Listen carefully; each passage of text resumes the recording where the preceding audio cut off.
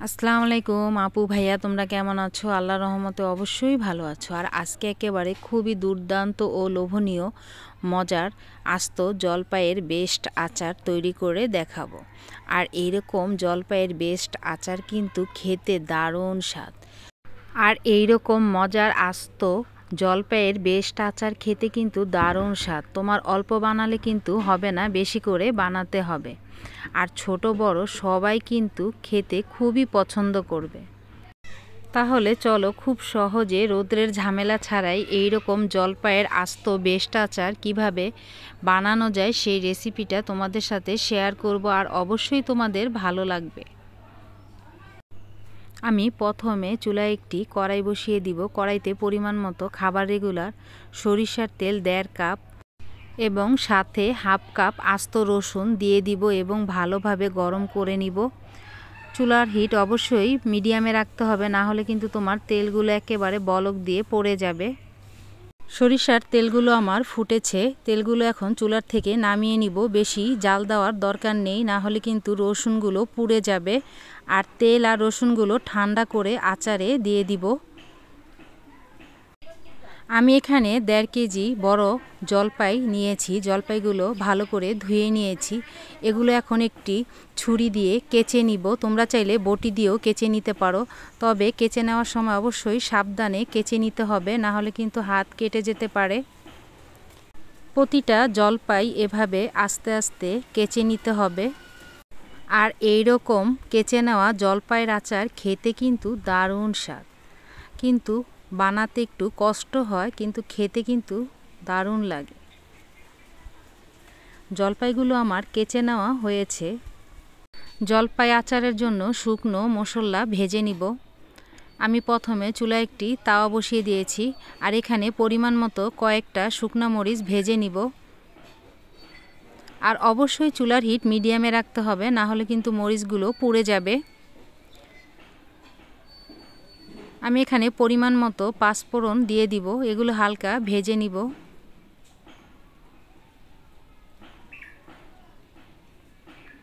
সবগুলো উপকরণ আমার ভাজা হয়েছে, এগুলো এখন ব্লেন্ডার করে নিব।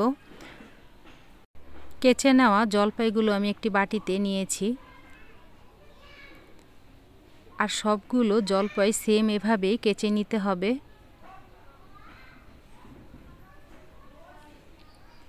আমি এখানে পরিমাণ মতো বা স্বাদ মতো 1.5 কাপ চিনি দিয়ে দিব।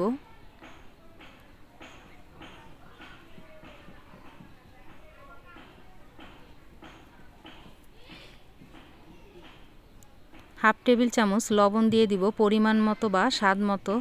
তারপরও তোমরা লবণটা দেখে নিবে। এখন চামচ দিয়ে সবগুলো উপকরণ জলপাইয়ের সাথে মেশাতে হবে। সবগুলো উপকরণ ভালো করে মেশানোর পর আধা ঘন্টা ঢেকে রেখে দিব। আধা ঘন্টা পর দেখো জলপাইগুলো একেবারে চিনির সাথে ভালোভাবে মিশেছে আর চিনিগুলো একেবারে গলেছে। কেচে নেওয়া জলপাইগুলো একেবারে চিনির পানির সাথে ভালোবাসায় আবদ্ধ হয়েছে। আর এরকম ভালোবাসার জিনিস কিন্তু রান্না করে খেতে দারুণ স্বাদ।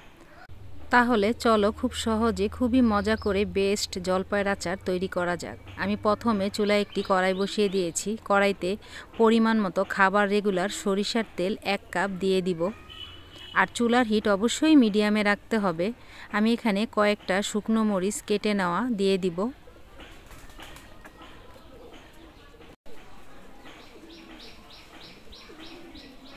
আমি এখানে পরিষ্কার করা হাফ কাপ রসুন আস্ত দিয়ে দিব।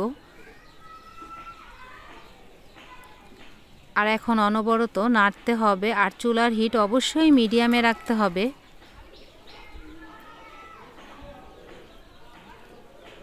রসুন আর মরিচগুলো হালকা ভেজে নিব। রসুন ও মরিচ আমার হালকা ভাজা হয়েছে। চিনির সাথে মিশে যাওয়া যুগলবন্দি ভালোবাসার জলপাইগুলো দিয়ে দিব। আর চুলার হিট অবশ্যই কিন্তু মিডিয়ামে রাখতে হবে। আর অনবরত নাড়তে হবে, না হলে কিন্তু তলায় লেগে যেতে পারে। হাফ টেবিল চামচ লবণ পরিমাণ মতো বা স্বাদ মতো, তারপরও তোমরা লবণটা দেখে নিবে। হাফ টেবিল চামচ হলুদ গুঁড়া পরিমাণ মতো। 1 টেবিল চামচ মরিচ গুঁড়া পরিমাণ মতো বা স্বাদ মতো।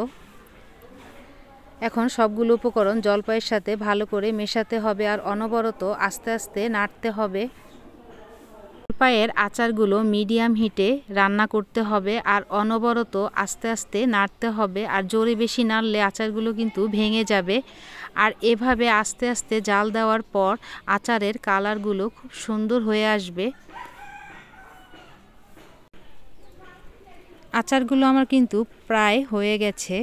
আমি এখানে ভিনেগার দিয়ে দিব 3 টেবিল চামচ পরিমাণ মতো। আর ভিনেগারটা দেওয়ার পরে আচারগুলো অনেক দিন রেখে খাওয়া যায় আর নষ্ট হয় না। আর মাঝে মধ্যে রৌদ্র থাকলে রৌদ্রে দিলে আচারগুলো ভালো থাকে। আর রৌদ্রের ব্যবস্থা না থাকলে আচারগুলো আবার পাতিলে জাল দিয়ে আবার ঠান্ডা করে বয়মে রেখে আবার অনেক দিন খাওয়া যায়। ভেজে নেওয়া আচারের মশলা গুঁড়া পরিমাণ মতো 2 টেবিল চামচ দিয়ে দিব।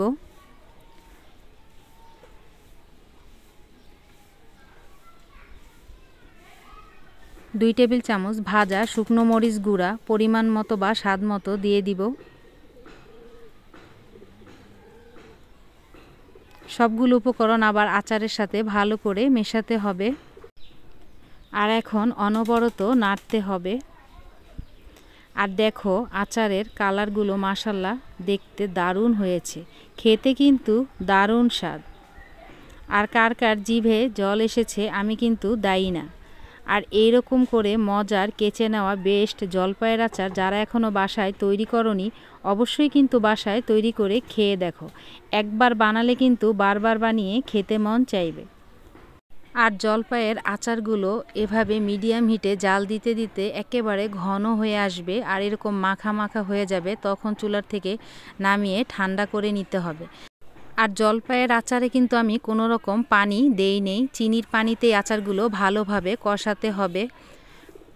জলপাই আচারগুলো আমার হয়ে গেছে, চুলার থেকে নামিয়ে ঠান্ডা করে নিব। আর যে কোনো শুকনো বক্সে রেখে দিতে হবে। আর যে কৌটায় আমি আচারগুলো রাখবো অবশ্যই কৌটাটা ভালো করে মুছে নিব। তারপরে জলপাইগুলো রেখে তারপরে জাল দেওয়া রসুন আর তেলগুলো দিয়ে দিব। আর তৈরি হয়ে গেল আমাদের খুবই মজাদার বেস্ট জলপাইয়ের আচার। রেসিপিটা ভালো লাগলে অবশ্যই লাইক শেয়ার কমেন্ট করো। চ্যানেলটি প্লিজ সাবস্ক্রাইব করো। সবসময় ভালো থেকো, সুস্থ থেকো, এই বোনটির পাশে থেকো। আল্লাহ হাফেজ।